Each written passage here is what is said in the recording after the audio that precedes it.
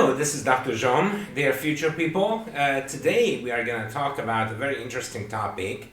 Interesting, curiosity, okay? So fear versus curiosity. Well, fear reflects a closed mind overprotecting a weak, anxious, poorly organized system with a narrow perspective. And it's very important to understand that this perspective is kept narrow. Why?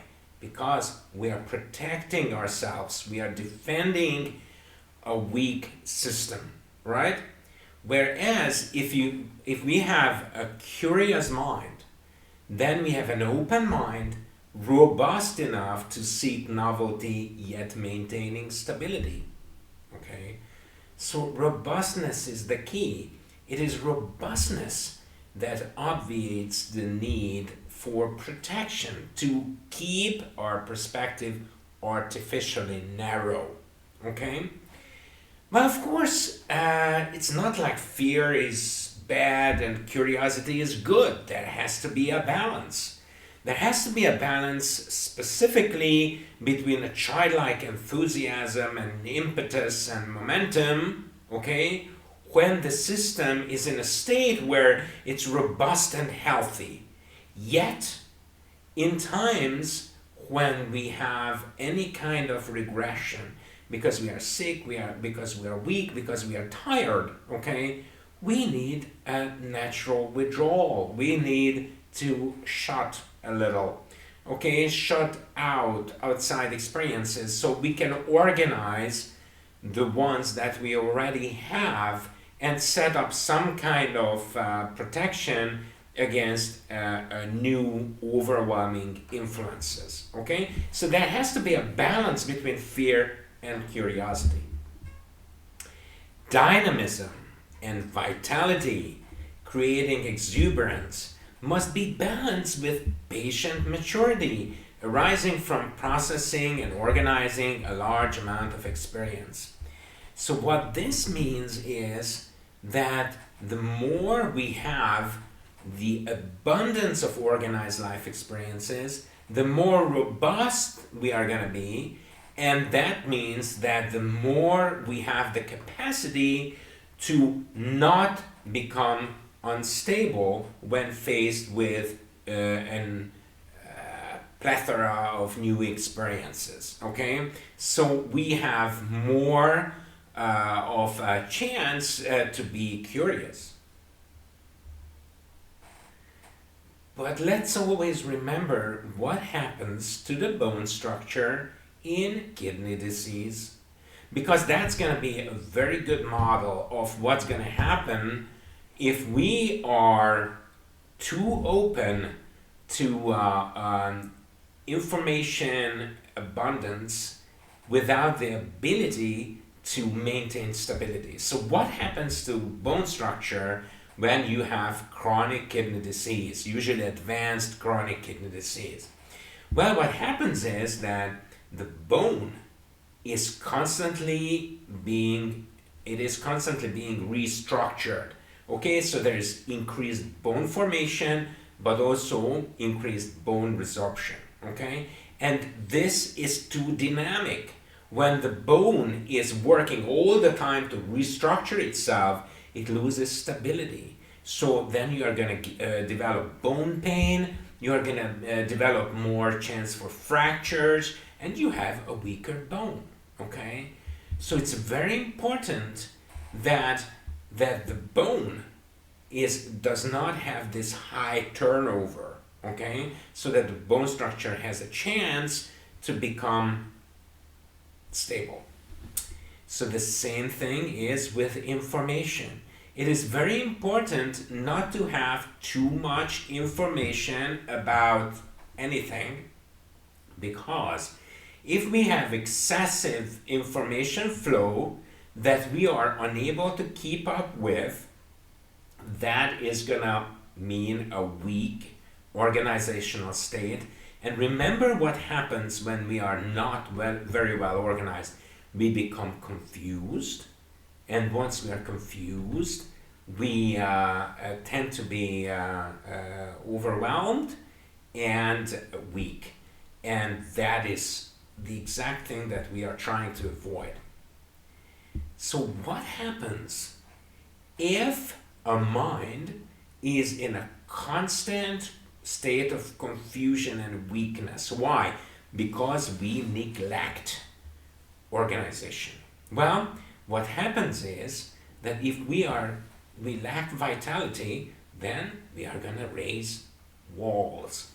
And make no mistake here, times change, yes, but certain patterns remain very similar, okay? So there is very little difference between this and this. These are walls, these are walls. This is protection, this is protection, okay? We are protecting ourselves because we have fear, and we have fear because we have confusion and a poorly organized state. And it is that. It is not an outside problem, it is an inside problem. Walls always means fear, and fear always means a poor organizational state. And it is not only walls, okay, but it is also artificial limits of knowledge and imagination, okay? It is like do not go beyond, because the world is small and there is just no way to go beyond that, okay? Non plus ultra, don't go beyond. All right, so imagination, thought, curiosity also has walls, in this case, an ocean. So let's take the other extreme. When curiosity overbounds, it's too much, okay? So we have some revolutionary art, or a scientific genius, or just a revolutionary patriot, or something like that, okay? Curiosity beating fear. That sounds like a good thing. I mean, it reflects fertile imagination, creativity, activity, and inspiration. So that's wonderful. But what about stability? Very often these things are based on overemphasizing one aspect, okay, at the expense of others. These things very often mean that you abandon balance, okay? So that is also an exaggeration. Remember, when you have a revolutionary idea and you want to act on it, when you are an activist, okay, you always have to consider, okay, I have this great idea, but what am I missing? And if change is too fast and too radical, okay, then how is that going to affect general stability and harmony? Okay, so order, progress, and insight. It has to be a balance of innovation and tradition. Remember what we said, tradition is always there to fall back on, especially if you have a state of regression because of sickness, disease, confusion, fatigue, okay? But in general, tradition is always there to help you. It is your best friend. So there has to be a balancing act between innovation and tradition, always, okay? The leaf is part of the tree.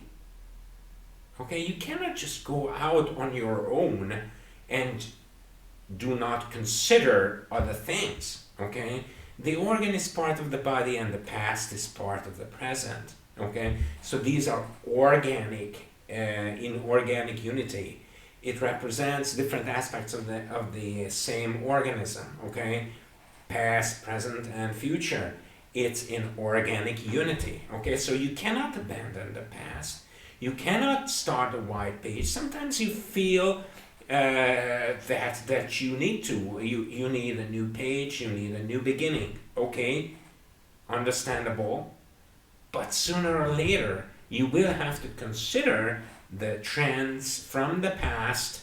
You have to consider the patterns, okay, that change, but that they had origins in the past.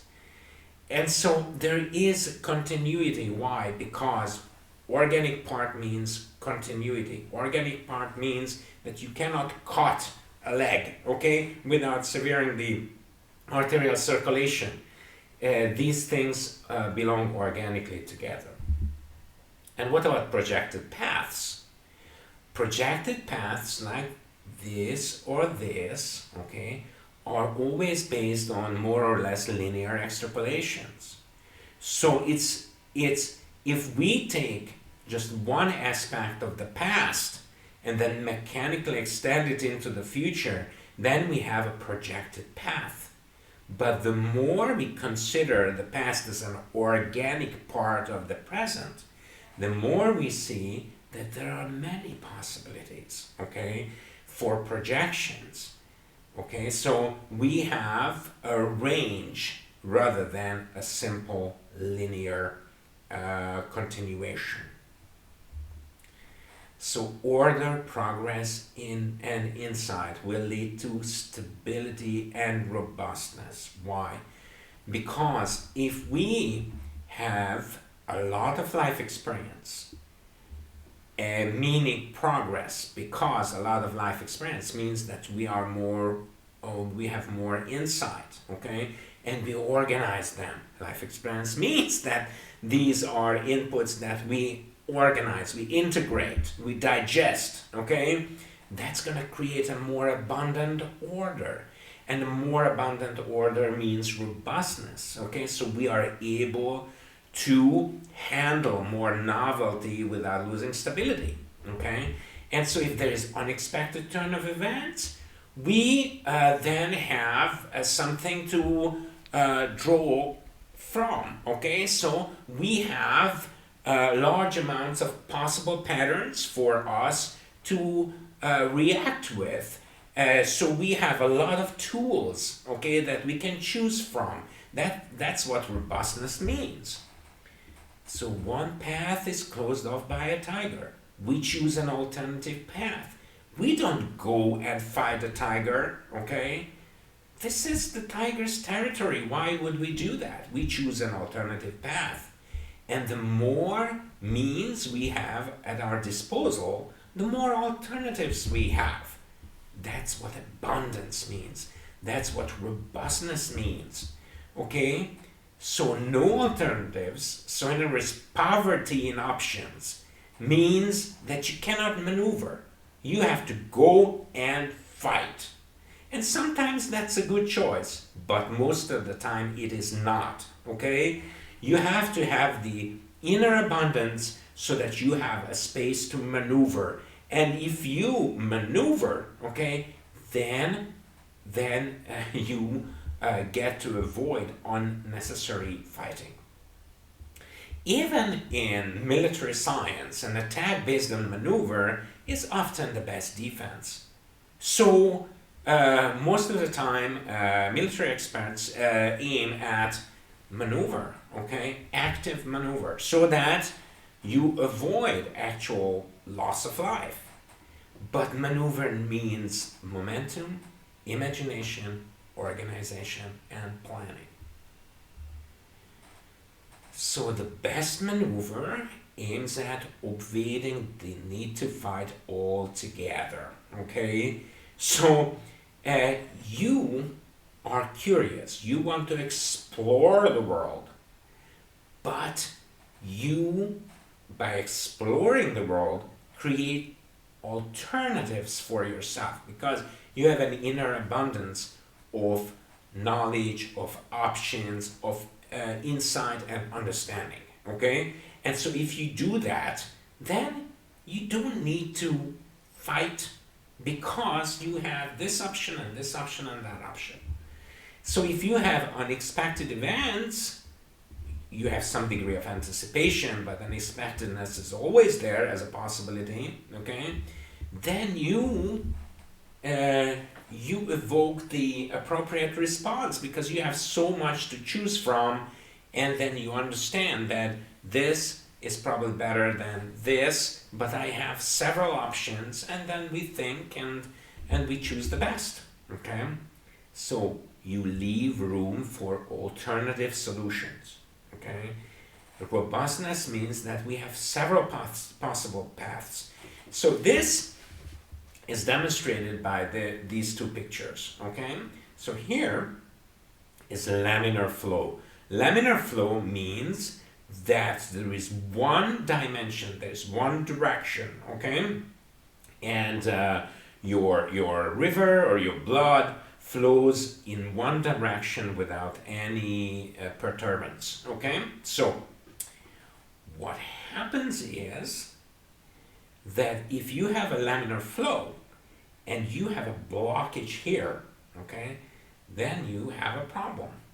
But if you branch out, okay, then if you have one blockage, then you will have alternative routes to take, okay? And so your flow is not going to be that much laminar because your path is going to be branching this direction and this direction and this direction and this direction. And you will have this flow going this way, flow going that way, go flowing everywhere, okay? But you will have an alternative, okay, if you have a blockage. So, lust for power, financial hoarding, okay, competition, always ready to fight, very little alternatives, having an aggressive stance, okay. This reflects lack of robustness, lack of imagination, lack of creativity, isolation, separateness, thinking in terms of mechanically extended categories. Remember, what we said about categories is that categories are like particles of thought, okay? Pre-made, prefabricated panels of thought, okay? And if you have post-dimensional thinking with a few categories, then you use these categories as models, okay, without necessarily modifying them for the actual situation, okay? So you have a poverty of reserves, okay?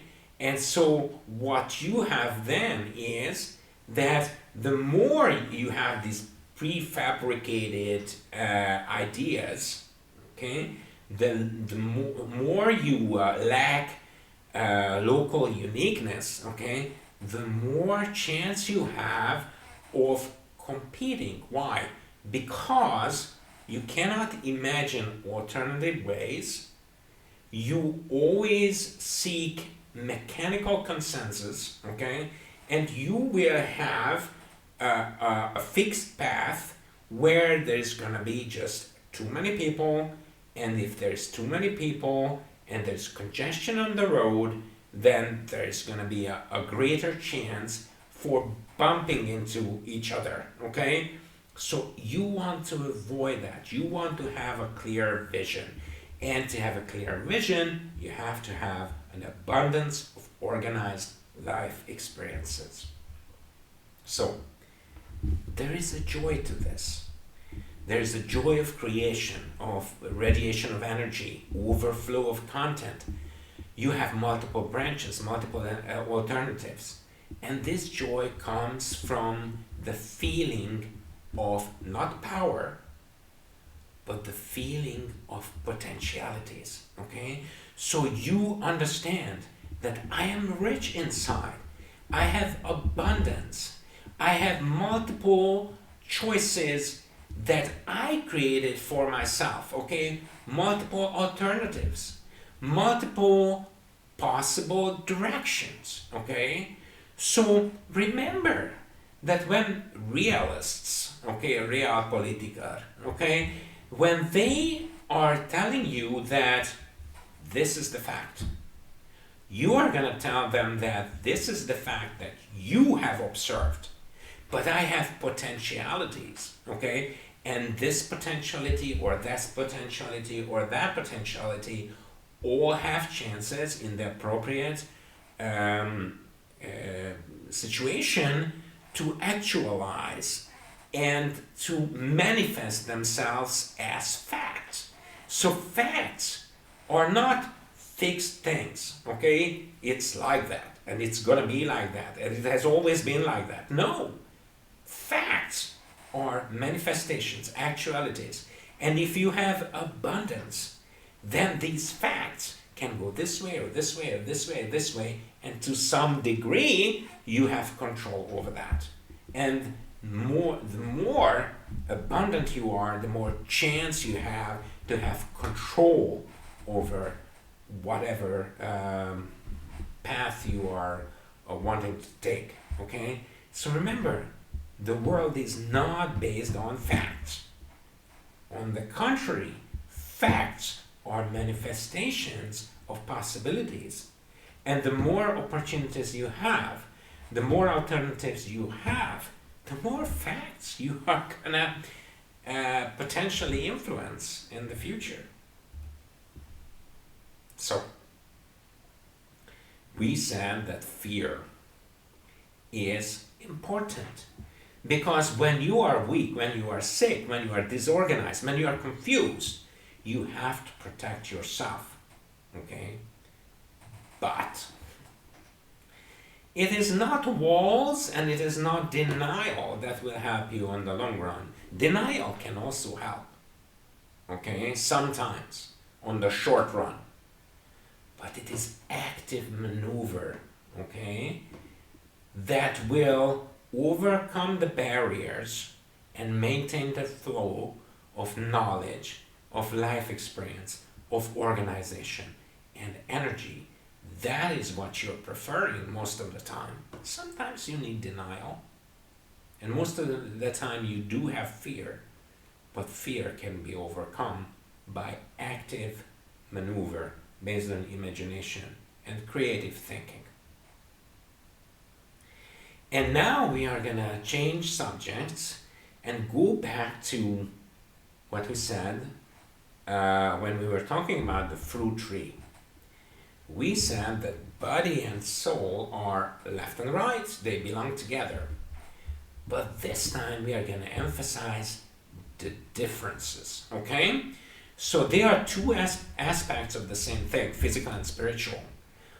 But they are different. They belong together, they are the same thing, but they are different. They have different needs, they have different aspects describing them, and they have different potentialities, okay? So, sound mind in a sound body, this is the physical context, okay? Sound body in a sound mind, it's the spiritual context, and both of them are valid. And there is no hierarchy here. Sometimes this is more important, sometimes this is more important, but hierarchy, one is more important than the other, okay, that's comparison. One is superior to the other, that's also comparison. This is a category, it's a panel way of thinking, okay? We are not saying that. We are saying that sometimes one is more important, sometimes the other is more important. But there's no fixation of one is more important than the other. So when you are saying sound mind in a sound body, valid, important. But never forget, sound body in a sound mind also. So the physical context, the body encompasses the mind. So in other words, the mind is in the brain and the body is the most important thing because the mind is inside the brain, okay? The spiritual context, on the other hand, says that the mind encompasses the body because the mind will determine the body's development, okay? So if you go to the river, okay, or if I go to the mountain, okay, if I stay here, if I live there, if I choose to have this kind of lifestyle, if I conduct my, social activity this way, okay, these all change how the mind controls the body, how the action of the mind, okay, leads to a different state and development of the body on the long run, okay. So there is no, it's almost like a 4-year-old level, okay, to cling to the category of comparative importance, that one is always, under any circumstances, more important than the other. Okay? Well, let's transcend this. Okay? We're not talking about a fixed category here. So, the body has physical variables that are needed to describe it. Okay? Space, time, temperature, chemical composition, and many others. The soul has spiritual variables. And the problem is that whereas we often, have our attention focused on these physical things, okay, we sometimes tend to neglect the spiritual things, that is awareness, conscience, alertness, mindfulness, purity, energy, and momentum, okay?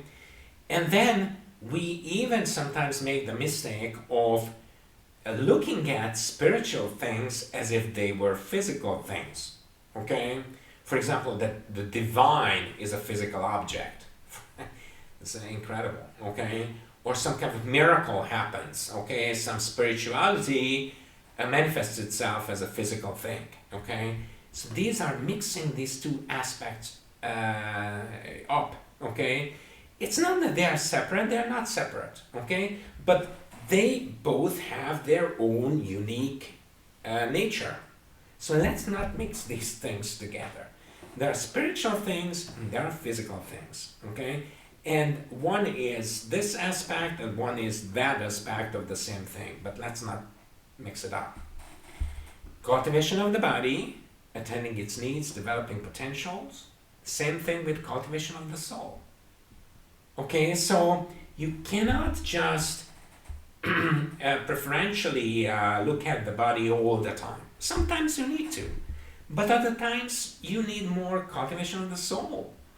And that is your chance to also cultivate the body, okay? Because you have to have a sound soul to have a sound body. So again, the common denominator is cultivation, okay? Cultivating, okay? So you need to take care of, you need to attend, you need to mind, you need to give attention to, okay? Your body and your soul, and your body and soul sometimes together, okay? But it's not that one is more important than the other. That there are these synapses and chemical receptors and chemical changes, and those will just somehow automatically determine the soul function. No. And vice versa. It's not like that you can totally control your body by the soul. No. You need this and you need this. You need this aspect, you need that aspect. Remember that we are trying to use the matrix, okay? Use many variables, okay? We try to look at things multidimensionally. So, cultivating the soul, constant reorganization, incorporating life experience. You need to constantly reorganize, but since you are constantly reorganizing, okay, you need to rest it out. Okay? And again, life experience does not mean individual life experience. Life experience means that you can have life experience at any level, individual, group, social, whatever level. Okay? But again, we need to rest it out, okay? So we need to have different types and different grades of organization. And one basic level of organization is sleeping, resting, sleeping, okay? So sleep regenerates both the body and the soul. The more the new information or the more the sensitivity of an individual group, okay, the more they need to rest. In the case of the individual, it's sleeping, okay? Lack of quality sleep will lead to medical consequences. cardiovascular disease, renal disease, kidney failure, etc. Okay, we know that because there are scientific studies for that. But it also leads to psychological consequences, because if you don't organize enough, then you're going to be confused. And when you're confused, you are going to have, remember what, walls and protection and fear. Okay, so it's very important to be well rested. Cultivation of the soul, regenerating the mind, processing and incorporating important emotional, intellectual, or other experience, direct or indirect. Okay, because many a time the information we gain come from indirect experiences, communicated experiences. Okay, nevertheless, we need to act upon these experiences by organizing, integrating, digesting. So the individual mind, the group mind, the community mind all need organization. They all need to be taken care of. Now, how do we do that? Now, in the case of the individual needs to think, the individual needs to sleep, the individual needs to listen to others. Okay? So, listening to others also means that we are doing a class shift. Class shift means that we go 1 degree higher, on a higher plane. And that is community soul, community spirit, okay? We are going to look at things from a community point of view, okay? And community is here a spiritual entity. So there is no such thing as physical separation, because we are looking at it not from a physical angle, but from a spiritual angle, okay? And so we are completely aware that we are an organic part of the community, okay? All right, so cultivation is deep understanding and insight, but it needs not be solely individual level understanding and insight. It could be a group understanding and a group insight, okay? And cultivation always means organic thinking, but this organic thinking can be at a community level, and it should be really most of the time. So the cultivation of body leads to health. We said that in our very first presentation. And so we believe that cultivation of the body leads to a sort of organic harmony, creating a high energy state. But cultivation of the soul means mental health. And mental health also leads to organic harmony, creating a high energy state. High energy state, which is dynamic, okay? Both from the physical aspect, both from the spiritual angle, you have a dynamic high energy state, okay? Not too much information, but enough information that you can digest based on your robustness, okay? Not too much, not too little, somewhere where it is at an optimal level for you. Seeing underlying patterns, overcoming the need for categories and classifications, seeing the flux of energy, endless variety and combinations. What does this mean? When you are in a high energy state, in other words, you are very well organized with an abundance of life experiences, you're going to need your prefabricated categories and classifications and primitive models, the less, okay? And you will have a lot of options to choose from. And again, these options may be in a group level, a community level, okay? That somebody has this different way of thinking, and in some situations, the community needs that particular individual's special ways because circumstances are such.